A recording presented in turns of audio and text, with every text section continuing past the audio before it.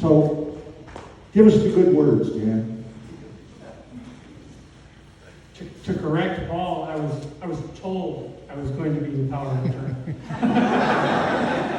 Dave never asked you to do anything, he tells you to do it, right? Yeah. No whiners, right? The line, no whiners. Thank you all for coming. I know that he is here with us, amongst all of us all the people in this room, he's touched.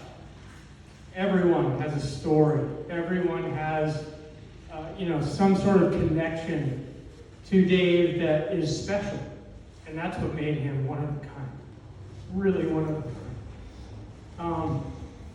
I had the honor of spending time with him at the end of his life. Really close time. And I'd lived with Dave a couple times over the years.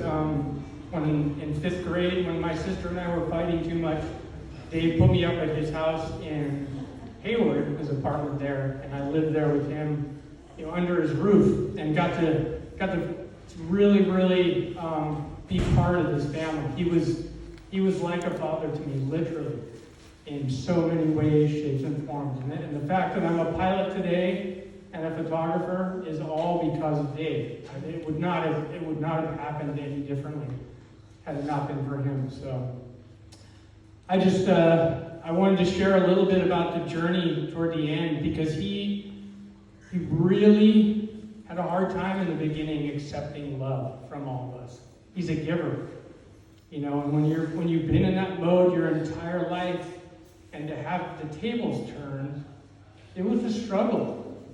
And he called on a few people, all of whom are here today, and we all were given parts in this play at the end of this portion of his journey.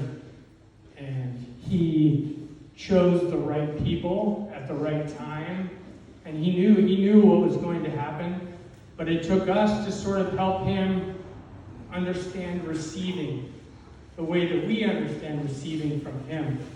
And that was his last lesson in life, is to learn to receive. And he laid in that hospital bed and he smiled at me and he said, I'm ready.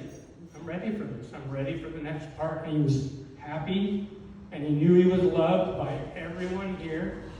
And it was really, really special to be part of that. I wanted to read a letter that he had written to one of the kids.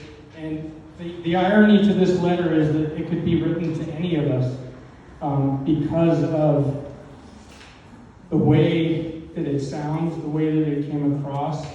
And it really touched me when it was shared with me. And I'm not going to read the whole thing, but this top part really encompasses how Dave operated. So, dear blank, one of these days, fairly soon, I will leave this earth and take a short vacation in heaven.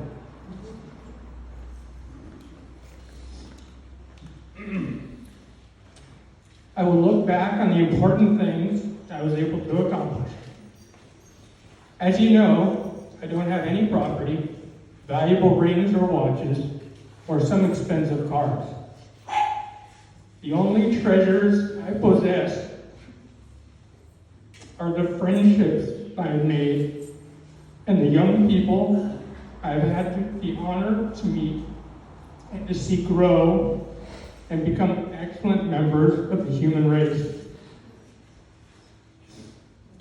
Over the past 45 years, it can be said that some of the young people I've met have been better than others.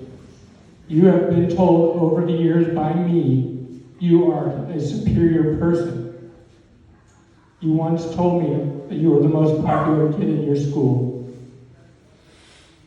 Dave told that to a lot of kids, and I will tell you, it righted their ship.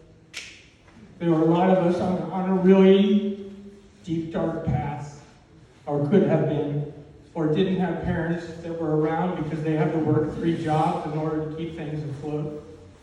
But he was always there. You could make a phone call, he'd be there. You didn't talk to him for 5 years, he'd be there. It was just one of those special things.